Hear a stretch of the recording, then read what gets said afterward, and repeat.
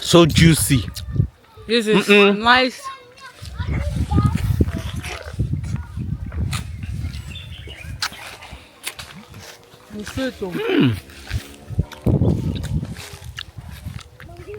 Wow. You need to try this.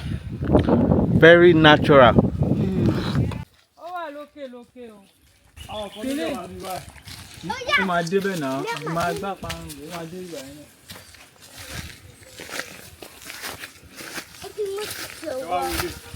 Daddy, mommy.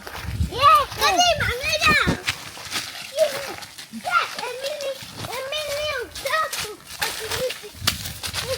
Hey, small. Easy. Matthew, come and see this one. This one is red. Yeah. Where I saw one. There's one red one here. Yes.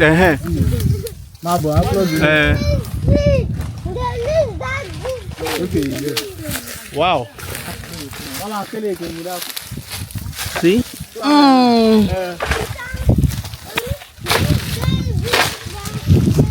Wow.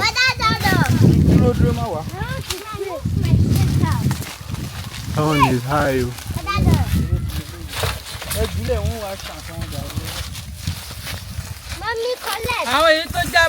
Take. No, something has eaten it. Maybe squirrel.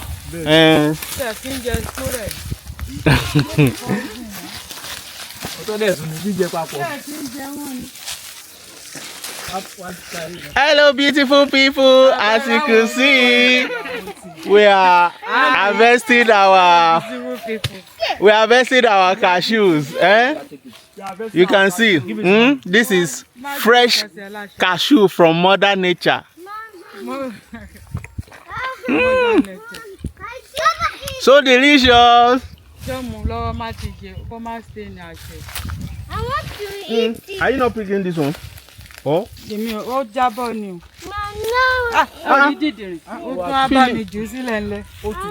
No. Cold. I want like this.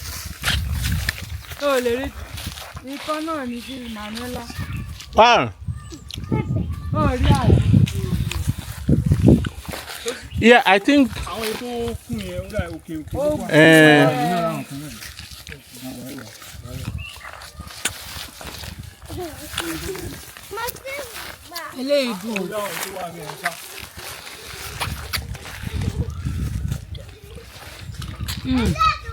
So juicy. This is nice.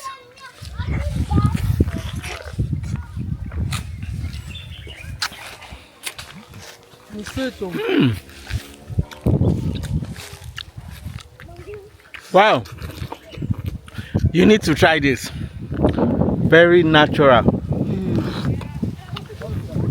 Please, if you are taking cashew, avoid letting the water touch your clothes. To stain their clothes. Let's go for more hunting, cashew hunting.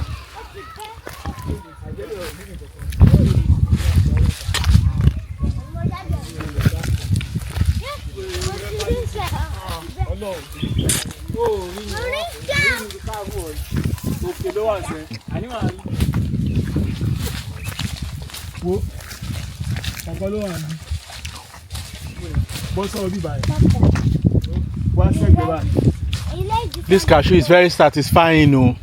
Mutiyoba you. Sit yes.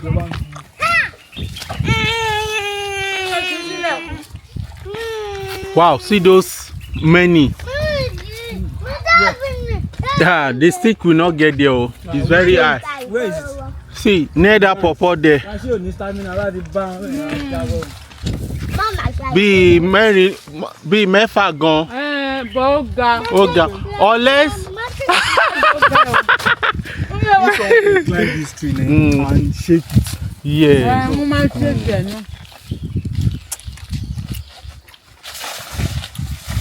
Hey. I wash your leg, abeg. Let's just look for the ones our hands can reach. Very satisfying. That's what to wash grass. Yeah, but the rain No. it's bad. Manana. Eh, Okay. I think, Shay.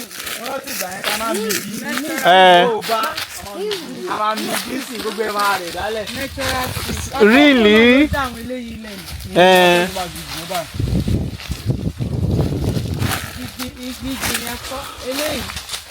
Matthew.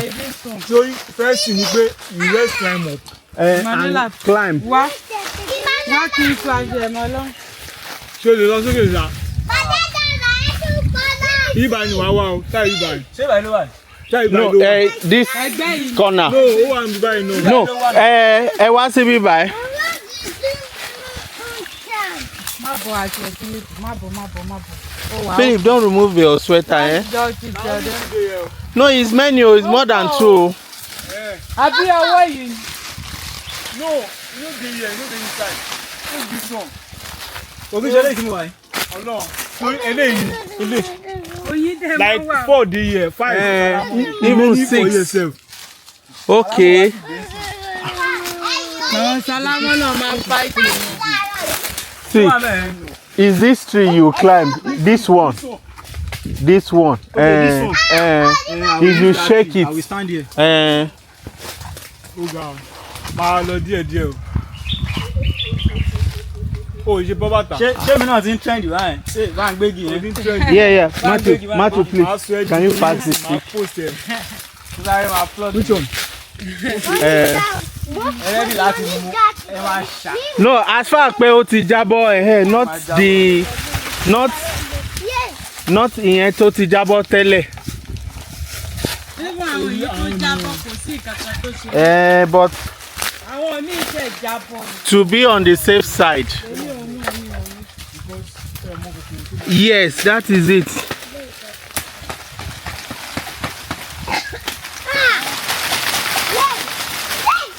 Manuela, step back. Ó ṣe ti bọ̀ Kò tí. kò ṣe kí dáadáa.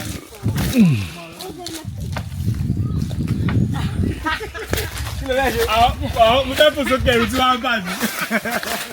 Fòlò. Lọ́dún ò jẹun bẹ́ẹ̀ mọ́ o. Tó lé mi lé. Okay. Please take. You take. Make we. Àwọn ní. Ó yá, kò jábọ́, kò tí ì jábọ́ o. Ẹ káàbọ̀. Hey, Philip. Ẹyọ kan jábọ́ o. Hold it. I'm Hey, looking for. mo ti mú méjì, Philip. Mo ti mú méjì. Wọ́n, mo ti mú méjì. Ó ti débẹ̀ o. Ah, bọ̀ kò dé. Oi. The water in this cashew is too much. Ẹyọ kan ti bọ́lẹ̀.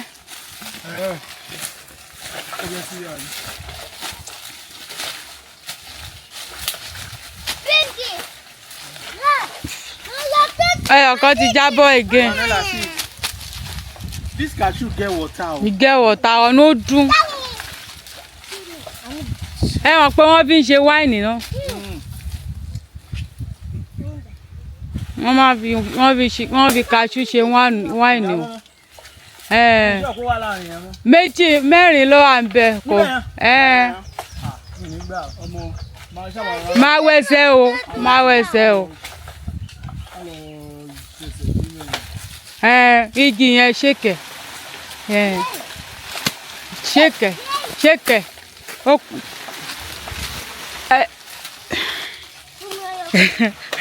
Ẹyọ̀kan tó jábọ́ sẹ́yìn ìṣẹ̀ ti mu. Òkè ẹ̀ náà wà. Ṣé ti mẹ́yọ̀kan tó bọ́ síbẹ̀? Igi yìí ò ní. Àwọn ní. Ok. Ní karada. Ẹyẹn náà ti da, ó ti da bẹ́ẹ̀. Ó ti da jàre. Wàgbà. Sí cashew o. Sweet cashew. You have one now.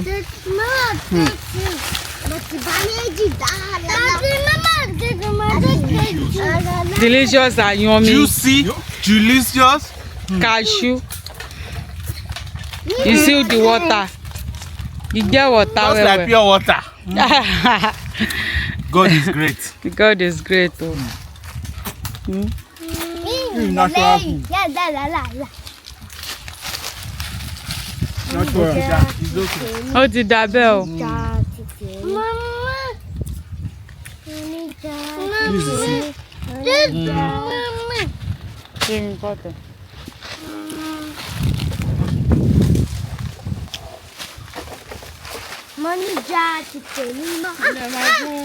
Wow.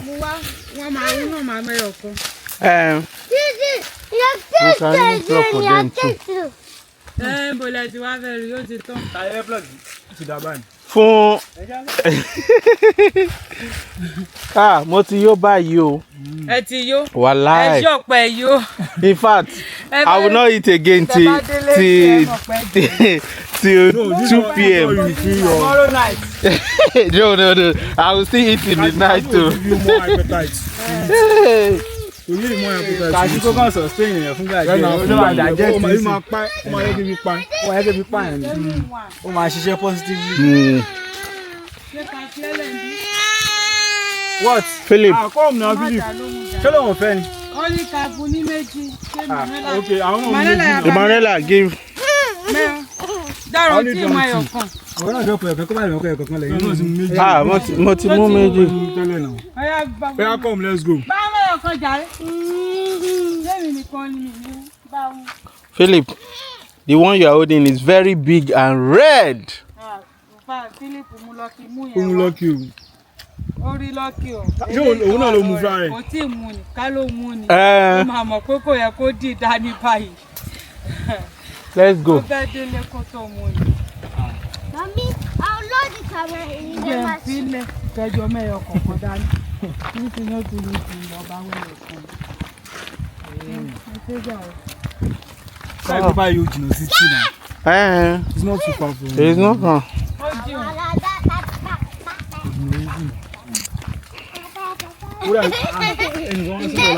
Wow. What's it really? Wow. Beautiful people. Thank you so much for watching. As you could see, she's taking a cashew. Philip, you didn't say bye-bye. Come and say bye-bye. Show them your own cashew. See Philip cashew. Very big and red. Bye-bye o. Bye-bye. Bye-bye. Mwah. Mwah.